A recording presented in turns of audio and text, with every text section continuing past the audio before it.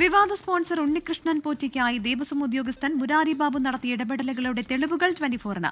കഴിഞ്ഞ വർഷവും ദ്വാരപാലക ശില്പം ഉണ്ണികൃഷ്ണൻ പോറ്റി വഴി ചെന്നൈ സ്മാർട്ട് ക്രിയേഷൻസിലെത്തിക്കാൻ നീക്കം നടത്തി.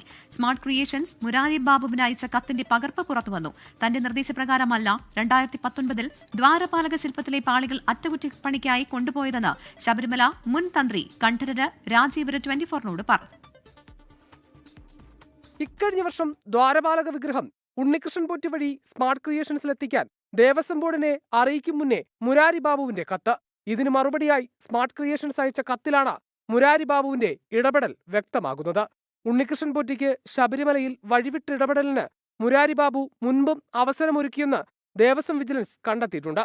2019 മെയ് 18-ന് ശ്രീകോവിൽ കട്ടിളയും ചെമ്പും എന്ന് രേഖപ്പെടുത്തിയാണ് സ്വർണം പൂശാൻ ഉണ്ണികൃഷ്ണൻ പോറ്റിക്ക് കൈമാറിയതെന്ന് തെളിയിക്കുന്ന മഹസർ രേഖയും പുറത്തുവന്നു. അതേസമയം 2019-ൽ ദ്വാരപാലക ശില്പത്തിലെ പാളികൾ അറ്റകുറ്റപ്പണിക്കായി കൊണ്ടുപോയത് തന്റെ നിർദ്ദേശപ്രകാരമല്ലെന്ന് ശബരിമല മുൻ തന്ത്രി കണ്ഠരര് രാജീവര് അനുമതി തേടിയിരുന്നു. അത് ചെയ്യാവുന്നതാണ്. പക്ഷേ അത് കൊണ്ടുപോകുന്ന കാര്യത്തിനെ കുറിച്ചൊന്നും ഞാൻ പറഞ്ഞിട്ടില്ല. അവിടെ ചെയ്യുന്നതാണ് ഞാൻ വിചാരിച്ചിരുന്നത്. അവിടുത്തെ ഉദ്യോഗസ്ഥനല്ല, അദ്ദേഹമാണല്ലോ ലെറ്റർ തരുന്നത്. എക്സിക്യൂട്ടീവ് ഓഫീസർ എന്ന് പറയില്ല, അദ്ദേഹമാണ് ലെറ്റർ തരുന്നത്. അദ്ദേഹത്തിന്റെ പ്രസ്താവനയാണ് തെറ്റിദ്ധരിപ്പിക്കപ്പെടുന്നതെന്ന് പറഞ്ഞത്. അത് അവിടുന്ന് ലെറ്റർ തന്നു, അതിന് ഫെയ്ഡ് ചെയ്തിട്ടുണ്ട്, അതൊന്ന് പൂശണം എന്ന് പറഞ്ഞ് അനുവാദം കൊടുത്തിട്ടുണ്ട്. 2019-ൽ സ്വർണം പൂശിയ ദ്വാരപാലക ശില്പം തിരികെ സ്ഥാപിക്കുന്ന ചടങ്ങിൽ നിന്ന് തന്നെ ഒഴിവാക്കിയതിൽ ദുരൂഹതയുണ്ടെന്ന് തിരുവാഭരണ കമ്മീഷണറായിരുന്ന RG രാധാകൃഷ്ണൻ പ്രതികരിച്ചു.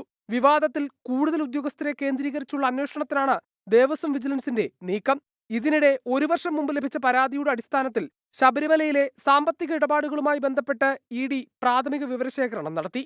24 തിരുവനന്തപുരം. ലോകത്തെവിടെയായാലും ഏത് സമയത്തും 24 വാർത്തകളും ഓഗ്മെന്റഡ് റിയാലിറ്റി പാക്കേജുകളും എക്സ്പ്ലെയിനറുകളും വിശദമായി കാണാൻ ഞങ്ങളുടെ YouTube ചാനൽ നിങ്ങൾക്ക് സബ്സ്ക്രൈബ് ചെയ്യാം.